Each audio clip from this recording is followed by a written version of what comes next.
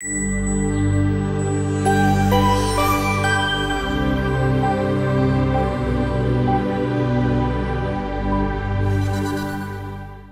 à tous. Alors ici on voit une photo aérienne qui a été prise par un drone. Donc l'objectif des drones, c'est de survoler des terrains ennemis ou amis et de prendre un maximum de photos, de vidéos. Le problème qui se pose, c'est qu'on a tellement de vidéos qu'on ne peut plus vraiment les analyser manuellement. Donc depuis plusieurs années, les armées du monde entier ont cherché à développer des logiciels dont l'objectif est de détecter les formes, comme on voit ici, détecter les couleurs, les mouvements. C'est devenu beaucoup plus complexe avec le temps. Mon métier, en fait, c'était de réaliser ce type de logiciel. Donc, je participais à la conception des logiciels de guerre. On ne réalise pas tout de suite la portée, en fait, tout simplement parce que l'objectif, c'est les systèmes d'information, c'est l'informatisation. Et surtout, j'apportais un service à mon client qui lui-même apportait un service. J'étais tellement protégé que je ne me rendais pas vraiment compte du vrai objectif, c'est-à-dire tuer. Donc après quelques années et pas mal de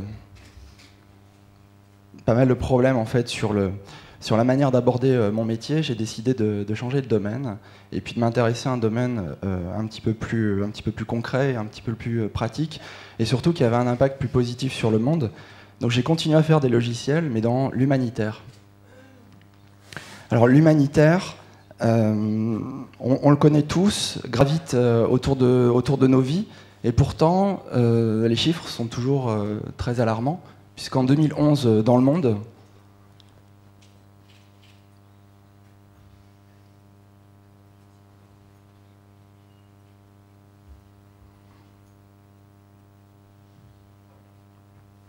donc cette année, 11 millions d'enfants de moins de 5 ans vont mourir.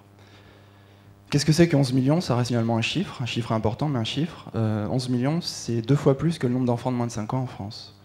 C'est aussi le nombre de morts civiles pendant la Première Guerre mondiale. Donc c'est un petit peu plus qu'un chiffre. L'humanitaire cherche finalement à corriger ces problèmes. Tout à l'heure, on parlait d'inégalité. On sait que le progrès ralentit pour certains pays, contrairement à ce qu'on pense. Donc l'objectif de l'humanitaire, c'est de travailler sur ces problématiques-là. Et puis, on a déjà vécu pas mal d'évolutions. Donc l'humanitaire que vous pouvez connaître, c'est d'abord le bénévolat, c'est-à-dire le don. Souvent le don matériel, donc on va donner des manuels scolaires, des ordinateurs. C'est ce que j'appelle l'humanitaire 1.0, tout simplement parce qu'il est nécessaire, il est indispensable, mais depuis des dizaines d'années, on s'est structuré, c'est-à-dire que les ONG se sont spécialisées, se sont professionnalisées, et maintenant on a globalement deux grandes familles, l'intervention en appui, c'est-à-dire en soutien des États, et puis l'intervention en urgence, on connaît tous. Haïti, par exemple, il y a maintenant 1 an et demi. On est passé en fait d'une humanitaire charitable à une intervention peut-être beaucoup plus éthique, beaucoup plus durable, et surtout, qui à mon sens est très important, on s'est intégré dans le contexte local. Intégré dans le contexte local, ça veut tout simplement dire qu'on va mieux comprendre les populations. Alors cette photo, je l'ai prise en 2007 au Burkina Faso et a priori elle n'a aucun lien avec mon sujet. J'ai tout simplement promis à Maria, à ma gauche, de lui faire participer un petit peu à l'ambiance de TEDx Bordeaux. Alors quand je dis qu'il n'y a pas de lien, il y en a un bien sûr, puisque c'était au Burkina Faso et j'ai eu la chance de travailler en collaboration avec une ONG suisse. Et l'objectif c'était d'améliorer la qualité des soins, donc les soins médicaux, et d'assurer une meilleure qualité dans la prise en charge des malades. Alors pour les enfants de moins de 5 ans et puis pour les femmes enceintes. La première mesure qui a été prise, c'est l'exemption des paiements. Alors des paiements au niveau des consultations et puis aussi au niveau des médicaments. Ça a eu un impact assez positif puisqu'en 3 ans, le nombre de consultations a triplé. C'est posé une autre question. Comment traiter autant de consultations avec la même qualité et surtout sans trop augmenter le nombre de personnels soignants. Alors la question est assez vaste et assez complexe. L'OMS et UNICEF ont travaillé sur une méthode qui s'appelle APCIME, donc prise en charge intégrée des maladies de l'enfant. Cette méthode repose sur un principe assez simple. Enfin, déjà, elle a un objectif, c'est de réduire la mortalité, de réduire la morbidité, et puis plus largement d'aider au développement de l'enfant. Donc elle repose sur un principe assez simple. Contrairement à ce qu'on vit quand on va chez le médecin, ici, on va énumérer l'ensemble des signes possibles, donc pas uniquement ce que va dire l'enfant, ce que va dire la mère, et donc séquentiellement, on va pouvoir regarder quelles sont les maladies possibles. Tout simplement parce qu'en Afrique, enfin je prends le cas de l'Afrique, mais c'est un petit peu plus large, on a 8 maladies qui vont tuer plus de 50% des enfants. Donc les maladies, c'est le paludisme, c'est la malnutrition sévère, enfin il y en a d'autres. Donc cette méthode, elle est utilisée dans plus de 175 pays depuis plus de 20 ans.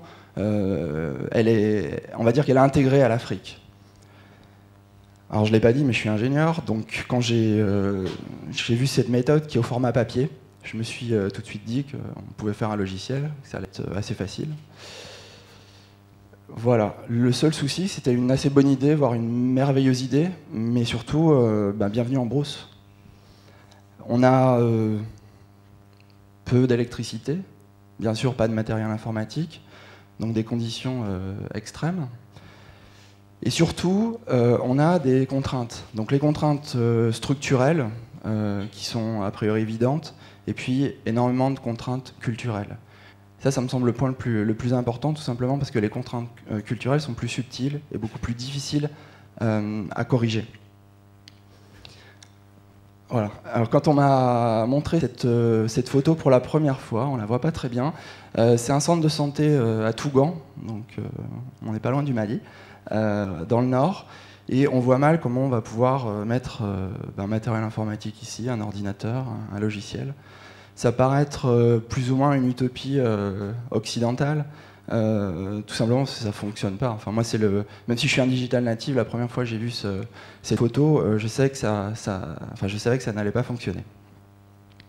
Donc le défi à relever était immense, et surtout, on se demande comment on peut intégrer un logiciel sans être donneur de leçons, ce qui me semble très important dans l'humanitaire. Comment on va pouvoir s'adapter au contexte local. Donc le logiciel a été déployé, je vais pas en parler plus en détail. Ce logiciel en fait permet d'aider le personnel soignant, donc les infirmiers, sur le terrain, dans des centres de santé, de centraliser, dans un premier temps de faire le diagnostic, et puis de centraliser les informations. Ça permet en fait de suivre l'enfant dans le temps, ce qui est très important. Et puis le logiciel, un autre objectif, c'est d'aider le praticien. On a un moteur d'intelligence artificielle qui permet en fait de poser le diagnostic. Et c'est là où on voit que la PCIME est d'une force impressionnante, puisque si un enfant a moins de 7 jours de fièvre, c'est a priori banal, il n'y a pas trop de soucis. Dès qu'on dépasse les 7 jours, là on est probablement dans un cas de paludisme. Donc le paludisme, le Burkina Faso est une zone à risque. Et puis, si en plus l'enfant a un ictère, donc les yeux jaunes ou une raideur à la nuque, là, c'est totalement différent, puisque c'est un paludisme grave. Et un paludisme grave, on a un traitement d'urgence. Il faut emmener tout simplement l'enfant à l'hôpital. Donc la PCIME va servir en fait à systématiser la prise en charge. Alors, je parle d'informatique, même si je suis informaticien, l'objectif premier de ce logiciel, c'était pas d'informatiser. Tout simplement parce qu'il y avait des formations de PCIME, donc au format papier, et puis surtout parce que le logiciel n'était pas une fin en soi. Il y avait une troisième étape qui me semble la plus importante dans ce projet-là, c'est l'étape d'analyse de données. Donc des médecins de santé publique ont travaillé sur les jeux de données. Donc leur objectif, c'était de mettre en exergue les dysfonctionnements de la saisie de données. Je parle bien de la saisie de données. Pourquoi ? Tout simplement parce que quand on fait moins d'erreurs de saisie, on va faire un meilleur diagnostic. Et ici, l'impact est assez lourd, puisque c'est le taux de morbidité qui va s'en trouver réduit. Alors je vous propose de prendre deux exemples très concrets sur cette analyse. On va se mettre dans la peau de médecin. Alors le premier exemple, c'est le périmètre brachial, la mesure du périmètre brachial. À droite, dans l'ellipse de droite, vous avez la norme proposée par l'OMS, enfin d'autres instances, mais on va dire l'OMS. Donc c'est la normalité. Et puis, après quelques mois, on s'aperçoit que la saisie du périmètre brachial, donc le tour du bras de l'enfant, est complètement à gauche. Énorme erreur. Alors pourquoi? Tout simplement parce que les infirmiers arrondissaient à la dizaine supérieure. Tout bête. Alors ça n'a pas forcément d'impact. Enfin, si, ici, ça a un énorme impact parce que le périmètre brachial permet de détecter le niveau de malnutrition de l'enfant. Donc on peut passer à côté d'une malnutrition sévère. C'est un impact vital. Donc ça, c'est le premier exemple. Je mets en cause les agents de santé. En règle générale, on a des mauvais agents de santé quand il y a une mauvaise formation ou qu'on est dans des conditions de travail qui sont mauvaises. L'impact est là. Alors je vais prendre un deuxième exemple. Là, la normalité est représentée dans les rectangles. Et on voit qu'au cours des années, la saisie qui était très mauvaise en 2008 va s'améliorer. On n'est pas au Burkina Faso, on est en Guinée. Là, on suit encore une fois la saisie de la malnutrition. L'objectif, c'est de corriger tout ça. Et puis surtout, d'avoir un impact fort sur le diagnostic. On va pouvoir traiter beaucoup plus facilement la malnutrition. Voilà. Je vais terminer avec Mariam. Je pense qu'actuellement, on est en train de vivre une révolution au niveau de l'action humanitaire, du moins pour certaines ONG, tout simplement parce qu'on a besoin d'efficience. J'ai beaucoup parlé du terrain, mais je pense que certains d'entre vous sont donateurs, et il y a une perte de confiance, une vraie perte de confiance par rapport aux ONG. Et ce type d'analyse, c'est-à-dire la mesure, en fait, on ne parle pas de retour sur investissement, mais la mesure directe de l'action sur le terrain est de plus en plus importante pour les professionnels, mais aussi pour vous, pour nous. Donc, globalement, l'informatisation en tant que telle, je pense que transposer notre modèle de vie, c'est pas forcément un objectif. L'informatisation, c'est pas forcément un objectif. Et l'informatisation doit uniquement s'inscrire dans un programme plus long. Voilà, je vous remercie.